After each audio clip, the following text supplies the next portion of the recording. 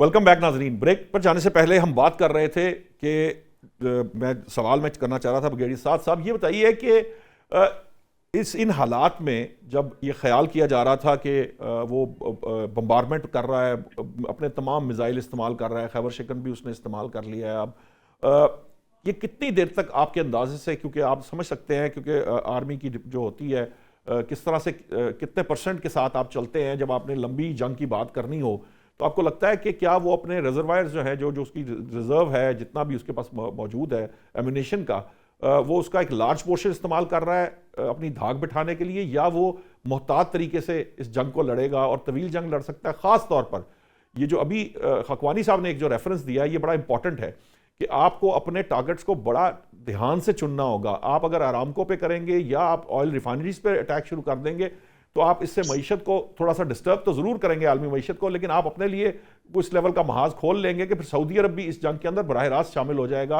और दीगर ममालिक भी शामिल हो सकते हैं। देखिए ये जो मतलब है कि ईरान के पास जो है एक तो उसकी मईशत जो है वो बहुत इस वक्त कमजोर है। उनके ऊपर इतने सैंक्शंस लग चुके हैं कि मुआशी लिहाज से ईरान जो है वो बहुत कमजोर सूरत हाल में है। हम्म। उनके जो बंदरगाह वगैरह हैं उनके ऊपर ब्लॉकेट वगैरह लग गए हैं, जिसकी वजह से उनको मजीद मुश्किलात जो है वो पैदा हो सकती है कि बाहर से अगर वो तिजारत वगैरह नहीं कर सकते तो बहुत शदीद मुश्किलात में वो आ सकता है। हम्म। ईरान के पास इतने रिसोर्सेज नहीं है। देखें ये मिसाइल जो है ना कि इनकी एक खास तादाद होती है। अभी वो कोई ये तो बताता नहीं है कि उनके पास तादाद कितनी होती है, लेकिन उनको मिसाइल्स को इनको बहुत ज्यादा इस्तेमाल करने पड़ते हैं, क्योंकि जो इसराइल के पास और अमेरिकन के पास जो मिसाइल मुखालिफ सिस्टम है, जी। एंटी मिसाइल सिस्टम्स हैं, हाँ जी। उनको ओवरवेलम करने के लिए आपको ज्यादा मिसाइल्स इस्तेमाल करने पड़ते हैं कि अगर आप 100 छोड़ते हैं तो उसमें से 4-5 जो है वो उसको हिट उसमें कर से पाते निकल हैं। के वो जमीनी अहदाफ को निशाना बना सकते हैं। लेकिन अगर आप थोड़ी तादाद में मिसाइल छोड़ेंगे तो वो इंटरसेप्ट हो जाएंगे और उनका कोई फायदा नहीं होगा। हम्म। मुझे नहीं लगता कि ईरान जो है ना ये इस मिसाइल वॉर को 3-4 हफ्ते के बाद इनकी जो रिसोर्सेज हैं वो खत्म होने पे आ जाएंगी। इनके पास एयरफोर्स भी नहीं है, इनके पास नेवी भी नहीं है। तो सिर्फ ज़मीनी फ़ौज है, वो जो है इस वक़्त वो कारआमद नहीं है। इस ऐसी जंग में जो है ना या तो एयर इस्तेमाल होती है ज़्यादा, और हम्म। या अगर गल्फ़ में अगर आपने असरात क्रिएट करने हैं, अमेरिकन नेवी जो है उनको अगर आपने कोई ख़तरा पेश करना है, तो आपके पास नेवी होनी चाहिए, स्ट्रॉन्ग नेवी होनी चाहिए। ये दोनों चीज़ें उनके पास नहीं है। तो हम्म। मेरे ख़्याल में अगर जंग को तूल दी गई, तो उसमें ईरान जो है ना आखिर में उनके पास ये जो इस किस्म के ज़खायर हैं मिसाइल्स के और ड्रोन्स के, ये उनके पास कमी आनी शुरू हो जाएगी और वो उतने इफेक्टिव नहीं रहेंगे। लेकिन फिर भी मैं ये बात फिर कहना चाहता हूँ कि सिर्फ ईरान जैसे मुल्क में हम्म। सिर्फ हवाई जो है ना और मिसाइल के फायर से उधर रजीम चेंज नहीं आ सकती है। ठीक है। क्योंकि ईरान में अगर हम ये उनकी जो रजीम है मौजूदा इस वक्त एक खासी तादाद ईरान की जो आबादी की है वो उसकी हिमायत करती है। जी जी। तो ये इस तरह नहीं होगा कि एकदम जैसे मतलब है कि एक लोग उठेंगे अगर हुकूमत कमजोर हो गई और वो जाके हुकूमत पे वो कब्जा कर लेंगे।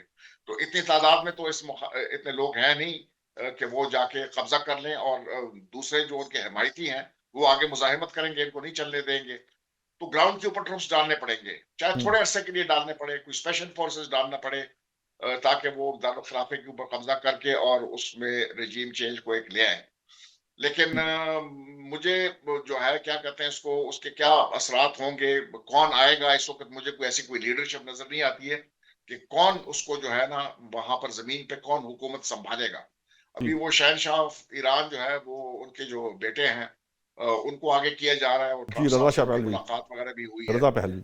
आया वो उनकी इतनी हमायत है ईरान में कि वो हम्म। वहां पर कोई एक खातिर ख्वाह या मजबूत हुकूमत बना सके, ईरान को फ्रेगमेंटेशन से बचा सके, बाल्कनाइजेशन ना हो ईरान की, उसको उससे बचा सके। हम्म। तो अभी आगे इसके ऊपर इस वक्त जो है वो तबसरा करना बहुत मुश्किल है। लेकिन ईरान जो है वो मेरे ख्याल में 3-4 हफ्ते की जंग के बाद उनके पास शदीद कमी होनी शुरू हो जाएगी। ठीक। फारूकी साहब, ये जो एक एस्पेक्ट है कि हो सकता है लॉन्ग जो तवील जंग है वो ईरान के लिए अपने लिए मुश्किलात पैदा करे। ग्राउंड ट्रूप्स की बात की जा रही है। अब आपको लगता है कि यूएस के अंदर इसकी कोई शायद ग्राउंड ट्रूप्स यानी ट्रूप्स ग्राउंड पे उतारने की कोई इजाज़त या परमिशन मिल सकती है, या अमरीकी वाक़तन इस लेवल तक जाएंगे, या इसराइल को इस्तेमाल कर सकते हैं वो इस मकसद के लिए कि वो किसी तरीके से ग्राउंड ट्रूप जो उनके ट्रूप्स हैं वो ग्राउंड पर उतर जाएं और वो वहाँ का सिस्टम संभालें? नहीं, मेरे ख्याल के मुताबिक अमरीकी फ़ौज जो है ना ज़मीनी ऑपरेशन महदूद पैमाने पर कर सकती है, और वो भी ऐसी शक्ल में जब उनको ये रेजिस्टेंस जो है इसका ज़्यादा ये रहे कि रेजिस्टेंस ज़्यादा नहीं होगी। अच्छा, अगर तो वहाँ पे अमेरिका को ऑपरेशन में ये कामयाबी मिलती है तो हो सकता है कि फिर वो ज़मीनी ऑपरेशन की उनको ज़रूरत ही ना रहे। जैसे बिल्कुल सही बात है ये कि असद साहब बिल्कुल सही कह रहे थे कि ये मामला जो है ना ईरान के लिए भी मसला एक जो बन सकता है। आपको पता है कि जो इसराइल के साथ उसकी जंग हुई थी, पिछली जो जंग हुई लास्ट ईयर, उसमें आखिर में आके तो उनके मिसाइल जो डेली जितने फेंके जा रहे थे टारगेट कर रहे थे उनमें कमी आ गई थी। अच्छा, लेकिन इसके साथ साथ दूसरी बात भी है कि जो दिफाई निज़ाम है इसराइल का वो कितनी कैपेसिटी रखता है इसराइल के ईरान के मिसाइल जो है उनके मुकाबले में इसमें। और फिर जो इवन जो तैयारा बरदार जहाज हैं जो उनके अमेरिका के, उनकी भी अपनी दिफाई कैपेसिटी है ना, कि उनका जो जैसे वहां पे ये मिसाइल शिकन 4 बैलिस्टिक मिसाइल, हाँ, वो कितनी देर तक तो बातें ऐसी भी आई हैं कि अब्राहम लिंकन ने भी अपनी जगह चेंज की है। अगर ये 1 महीने तक बात चली जाती है तो मुझे ये खदशा ये है कि अमेरिका की जो हिस्ट्री है वो ये है कि जब उनको कहीं शिकस्त होने लगती है तो वो अपना खौफनाक तरीन वेपन जो है उसको भी इस्तेमाल करते हैं। तो ईरान के अंदर डिस्ट्रक्शन जो है वो इस वक्त भी हम होती देख रहे हैं, इस वक्त हो रही है बहुत ज्यादा, जो इतनी रिपोर्ट नहीं शायद हो रही। हाँ। इसी तरह से अगर अगले 8 दिन 7 दिन 6 दिन ये और हफ्ता या इससे ज्यादा अरसा जारी रहता है, इसमें फिर मुझे ये और खतरा है कि ये डिस्ट्रक्शन बहुत ज्यादा बढ़ जाएगी। ऐसी डिस्ट्रक्शन के नतीजे में बढ़ने में, अच्छा फिर इसमें अमेरिका का कोई पॉलिसी में नुकसान भी नहीं है इस बात में, इसलिए कि वो पूरा एक मेस क्रिएट करना चाहता है इस पूरे रीजन में। अब देखिए ना, टारगेट अमेरिका का सिर्फ कोई ईरान नहीं है कि आपने ईरान के अंदर जी उनके क्या रजीम चेंज करके क्या कर लेना, उन्होंने इसराइल को सेव करना है, ये तो एक मकसद हो गया। दूसरा उनका मामला जो है वो एक आलमी जंग है, आलमी इक़्तिसादी जंग है। उस आलमी इक़्तिसादी जंग में चाइना उसका टारगेट है। चाइना जिस जगह पे जाना चाहता था, चाइना के जो ये रूट से, ये जिसको हम सी पैक अपना कह लें या 1 बेल्ट 1 रोड जिसको कह लें, तो ये सी पैक उसका हिस्सा था। तो ये कहाँ पे किस किस इलाके में जाने थे, हमें पता है कि जो शुरू में ये जो 1 बेल्ट 1 रोड का जो उनका एक था रूट था, ये हैफा तक जाता था। तो हैफा तो बाद में फिर बंदरगाह ये अमेरिका को ले दी, इंडिया को ले दी अमेरिका ने। तो ये सारे इलाके में एक ऐसी सूरत हाल जहां से चीन की जो सप्लाई लाइन है ऑयल की, इसको डिस्टर्ब करना, ये भी एक बड़ा मकसद है। अच्छा, कितने चाबहार या हैफा तक भी, बिल्कुल चाबहार तो यहाँ से बिगनिंग एक थी ना, तो इंडिया के पास थी। हैफा भी इनको अमेरिकी इंडियन जो है उनके पास है। अच्छा, दूसरी बात ये है कि अब ये सारा जो जितना अगर डिस्ट्रक्शन और भी होती है और अरब रीजन में होती है तो उसके नतीजे में छोटी छोटी अरब स्टेट्स हैं और कमजोर हो जाएंगी। जब और कमजोर होंगी तो इसराइल के और करीब चली जाएंगी या उसके और ज्यादा खौफ में चली जाएंगी। अब अरब स्टेट्स के ऊपर 2 तरह के खौफ थे, एक इसराइल का और दूसरा ईरान की तरफ से। तो वो तो बेचारे इस हालत में रहे। अब उनके हम बड़ी आसानी से एक बात तो कह देते हैं कि ये अरब ममालिक जो हैं ये अमेरिकी एजेंट बने हुए हैं या अमेरिका की हर बात मानते हैं। मारूजी हालात क्या हैं, उन मारूजी हालात को देखने की जरूरत है। एक टाइम पे ईरान जो था ये भी अमेरिका के इतना ही करीब था, और कल को ईरान जो है कल दोबारा भी अमेरिका के करीब हो सकता है। मारूजी हालात का तकाजा ये था कि यहाँ पे इन अरब मुल्कों को उस फियर से निकाला जाता। अभी ये जो सऊदी अरब का और ईरान का एक मुआहदा हुआ था 1-2 महीने पहले, जितने मुज़ाकरात भी हुए, जो मुआहदा भी हुआ, उसमें सारा उस फियर को कम करने की कोशिश की गई। अच्छा, अब वाशिंगटन पोस्ट की एक स्टोरी है कि इसराइल और सऊदी अरब ने प्रेशराइज किया। आज सऊदी अरब ने इसकी तरदीद भी की है। सो इस तरदीद को ईरान को चाहिए कि इस तरदीद को समझे और एक मैसेज के तौर पे ले, और इसमें जो जितने भी इस रीजन के मुस्लिम ममालिक हैं इनके साथ कोऑपरेशन में रहे। किसी चीज को टारगेट करना, किसी अड्डे को टारगेट करना एक अलग बात है, लेकिन उनकी सिविलियन आबादी या उनके वो जो तनसीबात जो उनकी मईशत की रीढ़ की हड्डी है उसको अगर निशाना बनाएगा तो ये मुश्किल आएगी। यहाँ पे ईरान को अपनी जो हिकमत अमली ठीक करनी चाहिए। पर मैं इस बात से इत्तफाक करता हूँ कि अगर ज्यादा अरसा ईरान रेजिस्टेंस करता है और जो दिखा रहा है, दिखानी चाहिए, जो गासिब कुव्वत है उनको शिकस्त होनी चाहिए। हर इंसान की ख्वाहिश ये होती है, और बिलखुसूस इसराइल के मामले में हम कहीं कोई भी नरमी नहीं दिखा सकते, क्योंकि इसराइल का माजी का रवैया ऐसा, अब भी ऐसा रवैया। लेकिन साथ ही साथ ये है कि इसमें ईरान को अपना भी रास्ता एक निकालना है। उन्होंने पहले भी इन वाकया से पहले भी रास्ता निकाला ना, कि वो जीरो एनरिचमेंट पे चले गए कि हम ये मानते हैं। अब भी वो अपना ये रास्ता निकाले और इस मामले को, इस फसाद को, इसको खत्म कराने की कोशिश करें। ये जो पर्सपेक्टिव है यहाँ पर, एक इंपॉर्टेंट पर्सपेक्टिव ये भी है कि चीन के साथ साथ हमारे यहाँ ये कॉमन सी बात की जाती है कि ऐसा नहीं है कि मामला सऊदी अरब तक या ईरान तक रुक जाएगा। एक्चुअली प्राइम टारगेट कहीं ना कहीं आकर फिर पाकिस्तान भी होगा, क्योंकि पाकिस्तान बतौर एन एटॉमिक पावर वो किसी सूरत वेस्ट को या दूसरी कुव्वतों को कबूल नहीं है। इस पर्सपेक्टिव के अंदर पाकिस्तान की स्ट्रेटजी क्या हो सकती है और पाकिस्तान को कितना प्रेशर इसका आ सकता है और पाकिस्तान कैसे डील करेगा इस प्रेशर को? देखिए, पाकिस्तान को यकीनी तौर पे खतरा तो मौजूद है। हम ऐसा तो नहीं कह सकते कि पाकिस्तान टारगेट नहीं होगा, आज नहीं तो कल ना सही, परसों सही नहीं। पाकिस्तान अल्टीमेटली एक अहम मुल्क है, अहम ताकतवर मुल्क है, लेकिन मेरा ख्याल है पाकिस्तान के साथ मामला उस तरह का हो नहीं सकेगा, क्योंकि हमारी भारत डिफेंस की हमारी सलाहियत और तरह की है। हमारे पास एक न्यूक्लियर पावर है, हमारे पास मिसाइल प्रोग्राम हमारा और तरह का है, बहुत सी चीजें हमारी एयरफोर्स और हमारे जो चीन के साथ हमारी स्ट्रेटेजिक पार्टनरशिप जी और तरह की है, तो उस तरह तो नहीं हो सकेगा। तो वो मेरे इंशाल्लाह ऐसा नहीं होगा अगर पाकिस्तान उससे ज्यादा मजबूत है, ज्यादा बेहतर पोजीशन में और आइसोलेशन में नहीं है और उसमें पाबंदियां नहीं है उस तरह। पाकिस्तान को तंग करने के और मुख्तलिफ तरीके होंगे ना, जब वो खासतौर पर इकॉनमी के वाले से हम जानते हैं कि वो उनके लिए सबसे आसान है कि IMF का एग्रीमेंट हमारा वो रुक जाए, जो नए जो पैसे मिल रहे होते हैं उससे बड़ा बुरान पैदा हो जाता है। और इसके अलावा आपने देखा, मतलब मैं तो वाशिंगटन पोस्ट की स्टोरी का भी जिक्र हुआ है, उन्होंने सऊदी अरब में तरदीद की, लेकिन वो लेट की, कल पूरे दिन में देखता रहा। मतलब मैं तो इसको नहीं समझ पाया कि इसको ये स्टोरी इसकी नीयत क्या है, मकसद क्या है। उसका मकसद एक वाज़ेह, बिल्कुल वाज़ेह तौर पे एक साजिशी एक लग रही थी। ये पहली बात तो ये है कि अगर फर्ज करें, अगर मफरूजे के तौर पे अगर सऊदी क्राउन प्रिंस ने बात की प्रेसिडेंट ट्रम्प से की, या उनकी एक वो इंतहाई यानी उनकी जो क्लोज मतलब किचन कैबिनेट के 3-4 लोग ही थे ना, वाशिंगटन पोस्ट ने भी ये क्लेम किया कि उनमें से 4 में से किसी ने बताया, वो सारे ही बहुत ही हाईली लेवल के सिक्योरिटी ऑफिशियल्स हैं। अब मेरा नहीं ख्याल कि उनमें से कोई भी यानी अमेरिकन कॉन्स्टिट्यूशन के मुताबिक भी एक इंतहाई क्लासिफाइड इंफॉर्मेशन क्यों लीक करेगा। यानी आप देखें ना, उनके नेशनल सिक्योरिटी एडवाइजर या उनका जो FBI की या CIA की या डिफेंस मिनिस्टर 4-5-7 लोग ही बनते हैं ना, जो बहुत सारे हैं, जो उनमें से मतलब कोई एक ऐसी कोई तुक कोई लॉजिक नहीं है कि एक ऐसी चीज आप दे रहे हैं जिसके आपको नतीजा, आपको पता है कि हमारा सऊदी अरब अमेरिकन एलाई है, बहुत से मामला आते हैं, उसका नतीजा फिर आरामको पे बॉम्ब की सूरत में निकल भी आया ना, उस स्टोरी का फायदा भी हो गया। नहीं, मैं ये कह रहा हूँ वो स्टोरी एक दानिस्ता तौर पे एक बदनीति के तहत ही एक फैलाई गई, और उसका मकसद ये है कि सऊदी अरब और ईरान में ताल्लुकात भी खराब हो जाए, शिया सुन्नी इशूज पैदा हो जाए और बहुत सारे मसाइल पैदा हो, तो उसको फौरी तौर पे काउंटर करना चाहिए। अब अच्छा है, चलो उन्होंने कर लिया।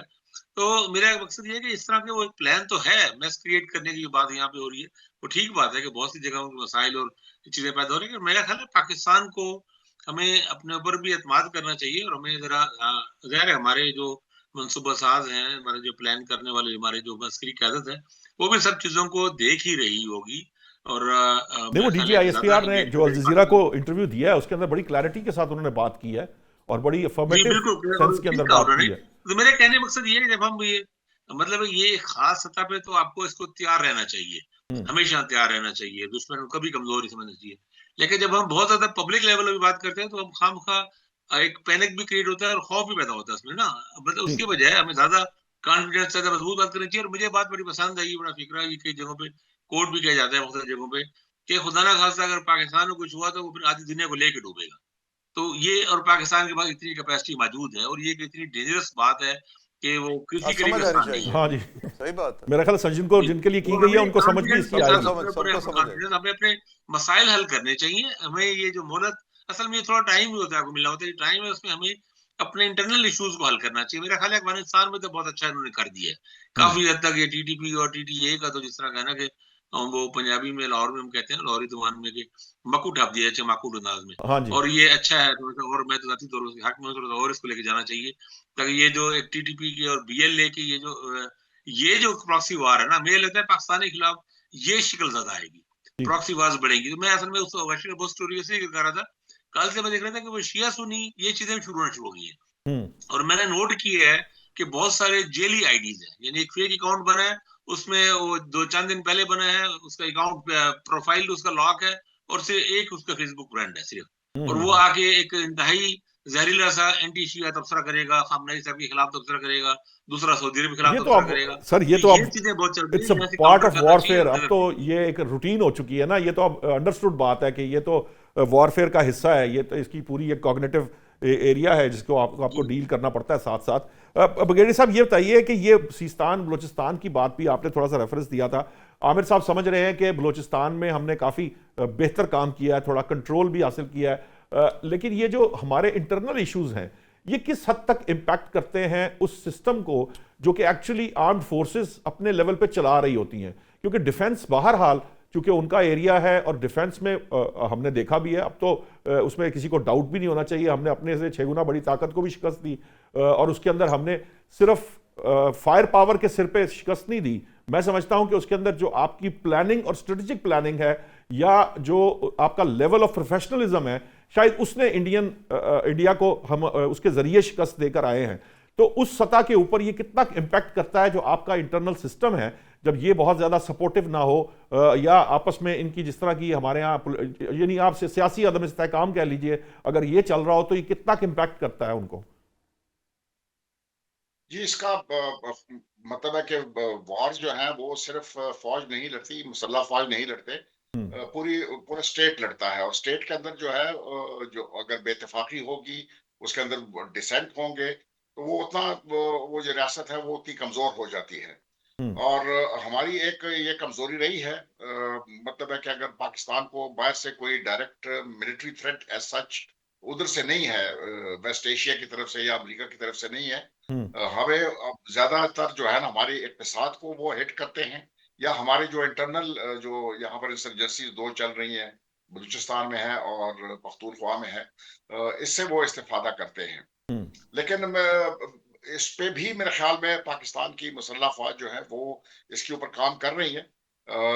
अगर आपने देखा होगा कि जब मई में पाकिस्तान के ऊपर जो है हमले आए, तो पाकिस्तान ने उसका बड़ा मौसर जवाब दिया, और जो है हिंदुस्तान को पछताई जो है वो पे जाना पड़ा, लेकिन वो अभी तक भूला नहीं है। तो अगर आपने अभी रिसेंट पास्ट में देखा होगा, तो उसमें उनकी जो सियासी क़यादत है और उनकी जो फौजी क़यादत है, दोनों ने इसका इशारा दिया कि जी संदूर 2 जो है वो चल सकता है, और उसमें वो अफगान जो हुकूमत है, मौजूदा रजीम है काबुल में, उसको वो इस्तेमाल करना चाहते थे एक 2 फ्रंट सिचुएशन में। तो पिछले 2-3 हफ्तों में अगर आपने देखा होगा तो बहुत बेतहाशा हमले किए और हमारे बहुत नुकसान पहुंचाया। तो वो अगर, और ऊपर से सिंदूर 2 की बातें हो रही थी, तो पाकिस्तान को एक नट क्रैकर की सिचुएशन में 2 फ्रंट वॉर की तरफ वो मेरे ख्याल में लेके जा रहे थे। तो वो हमारे मेरे ख्याल में मौजूदा जो क़यादत है उन्होंने इसके ऊपर गौर फौज किया होगा, और उन्होंने जो इसका एक जो वेस्टर्न वो है इनका नट क्रैकर का, उसको उन्होंने डिग्रेड कर दिया है, और वो मजीद अभी तक चल रहा है। तो उस थ्रेट को आपने डिग्रेड करना है कि वो एक साइजेबल मिलिट्री थ्रेट ना बन सके हमारे वेस्टर्न बॉर्डर के ऊपर। ईस्टर्न बॉर्डर के साथ हम जो है वो डील कर लें, अगर वो सिंदूर दोबारा चलाना चाहते तो अपने शौक पूरा कर लें, लेकिन वेस्ट के ऊपर जो उनकी कैपेबिलिटी है, अफगान जो रजीम है वहां पर, तो अगर आपने देखा होगा जो टारगेट हमने चुने हैं वो है फौजी तंसीबात हैं, हेडक्वार्टर्स हैं, लॉजिस्टिक्स है, उसी को ही अटैक किया है, उनको आपने डिग्रेड कर दिया और चल रही है, अभी खत्म नहीं हुआ है। तो और ये एक और पैगाम भी है अफगान जो रजीम है उनके लिए, ये भी पैगाम है कि अगर आप पाकिस्तान को जो है इस तरह नुकसान पहुंचाने की कोशिश करेंगे और ये पॉलिसी आप इख्तियार करेंगे, तो इस पॉलिसी को हम बहुत पेनफुल बनाएंगे। ठीक है, तो मेरे ख्याल में आपका पॉइंट आ गया ब्रिगेडियर साहब, मेरे पास टाइम बड़ा शॉर्ट है, मैं चाहूंगा खालिद फारूकी साहब और आमिर खासवानी साहब से मैं उसमें से एक को नॉकआउट कर दें, एक मिनट रह गया है ब्रिगेडियर साहब, मैं चाहूंगा कि मैं कमेंट ले लूं।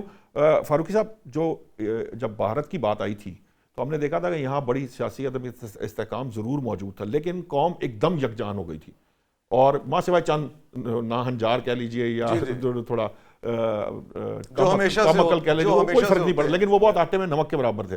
लेकिन मेजॉरिटी कौम का जो रिजॉल्व था वो बड़ा आर्म्ड फोर्सेस के साथ था, और बड़ी ऐसे हमने जैसे कहते हैं ना एक फाइट लड़ी कौम ने भी साथ मिलकर, और ख़ास तौर पर ये जो जिस एरिया की मैं बात कर रहा था, प्रोपेगेंडा और वॉरफेयर की जो बात थी, प्रोपेगेंडा महाज पर मीडिया ने और सोशल मीडिया ने बड़ा काम दिखाया था। तो मुझे लगता है कि अगर खुदा ना खास्ता कुछ थ्रेट इस तरह का होगा तो पाकिस्तान की कौम जो है वो इतनी रिजिलियंट भी है, इतनी वाइब्रेंट भी है और इतनी इफेक्टिवली जो है काउंटर भी करती है। आपको लगता है कि ये हम किसी भी थ्रेट को फेस करने की पोजीशन में हैं? नहीं, मैं देखिए खाकवानी साहब ने बड़ी अच्छी बात की, मैं उससे इत्तेफाक करता हूं कि हमें बेजा किस्म के खदशात जो है ना उनको अपने ऊपर मुसल्लत नहीं करना चाहिए। ये फियर की कैफियत पैदा करते हैं, कौम में जो डिप्रेशन पैदा करते हैं। पाकिस्तान इतना कमजोर मुल्क बिल्कुल नहीं है, हमें मजबूत रहना चाहिए और मजबूत इरादे के साथ और तैयारी में रहना चाहिए, नंबर एक। दूसरी बात यह है कि अफगानिस्तान का जो इशू है ना, वहां पे हमारे 2-3 काम तो बहुत अच्छे हो रहे हैं। एक तो यह है कि पाकिस्तानी जो कबायली इलाकों में रहने वाले लोग थे, ये मेरी पर्सनल इंफॉर्मेशन भी इसमें है, वो सारे लोग, उनमें से अक्सर देहात के लोग जो हैं बॉर्डर एरिया पे पाकिस्तानी फौज के साथ जाके वहां खड़े होते हैं। यानी जैसे शहरी वहां के जो हैं वो वहां जाके फौज को सपोर्ट कर रहे हैं। अच्छा, जो पाकिस्तान ने वहां पे अटैक्स किए हैं वो उन असला डिपों को किए हैं जिनके बारे में हमें ये खदशा है और हमें पता है कि यहाँ से ये असला जो है दहशतगर्दों को सप्लाई किया जाता है। अच्छा, ये जो एयरपोर्ट्स को पाकिस्तान ने टारगेट किया है, मैं इसकी तरफ एक छोटे से टाइम में ये निशानदेही कर दूं। वहां देखिए 3 एयरपोर्ट हैं, एक कंधार एयरपोर्ट है, एक मज़ार शरीफ का है और एक काबुल वाला जो बड़ा उनका एयरपोर्ट है। अच्छा, अब ये जो यहाँ पे जो बमबारी की गई है इसका मतलब है कुछ, इसका मतलब अपने उस दुश्मन को मैसेज देना है जो कि फजाई राब्ता रख रहा है काबुल वालों से। यानी दिल्ली और काबुल के दरमियान कैसे राब्ता कैसे हो सकता है?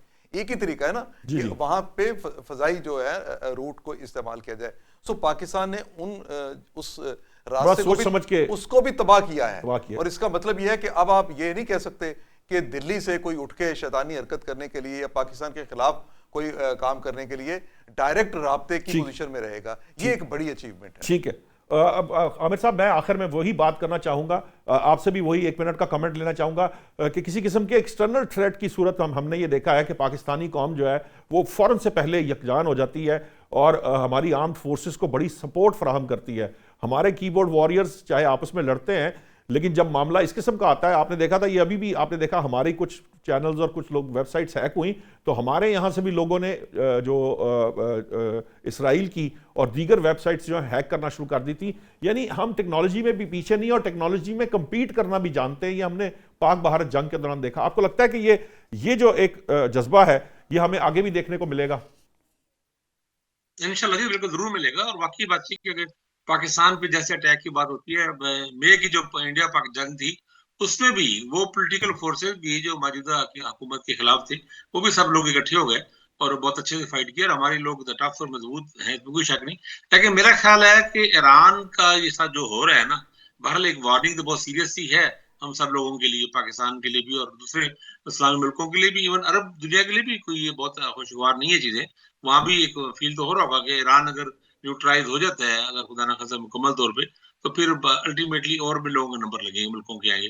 तो बहरहाल हमें उस मौके से फायदा उठाते हुए अपने अंदर पॉलिटिकल स्टेबिलिटी को भी बेहतर करना चाहिए। वहां पे चीजों को जो रिजॉल्व हो सकती है उनको किए जाए, मामलात को एक बिल्कुल नॉर्मलाइज करने चाहिए। वहां पे जब पॉलिटिकल चीजें चल रही होती हैं तो बहरहाल उससे लोग फायदा उठाते हैं। उससे ये जो खासतौर पे अभी ये जो अफगानिस्तान वाला चला था, इसमें भी तो यहाँ पे पाकिस्तान में जो पख्तून नेशनलिस्ट वगैरह जो कुछ लोग उस तरह के, वो फिर सोशल मीडिया पे बहुत जहर उगलते हैं, बहुत चीजें करते हैं।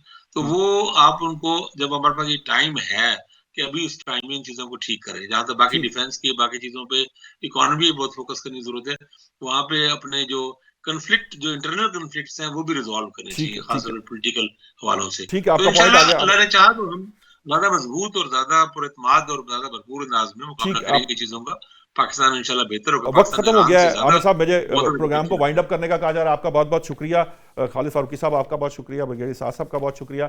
नाज़रीन, जो इंपॉर्टेंट बात है, अगरचे कि वैसे अभी गैर मुसद्दिका इतलात आ रही हैं कि इसराइली प्राइम मिनिस्टर नेतन्याहू जो है वो मारे जा चुके हैं, लेकिन ये कोई मुसद्दिका इतला नहीं है।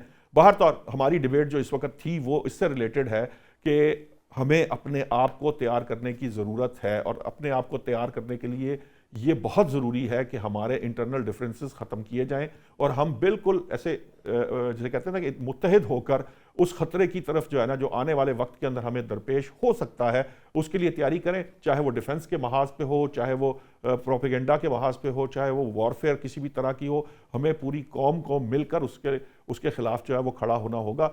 उसकी तैयारी हमें आज से, अभी से शुरू कर देनी चाहिए। अब तक के लिए इतना ही नाज़रीन। कल नए मौज़ूआत के साथ हाजिर होंगे। अल्लाह निगहबान।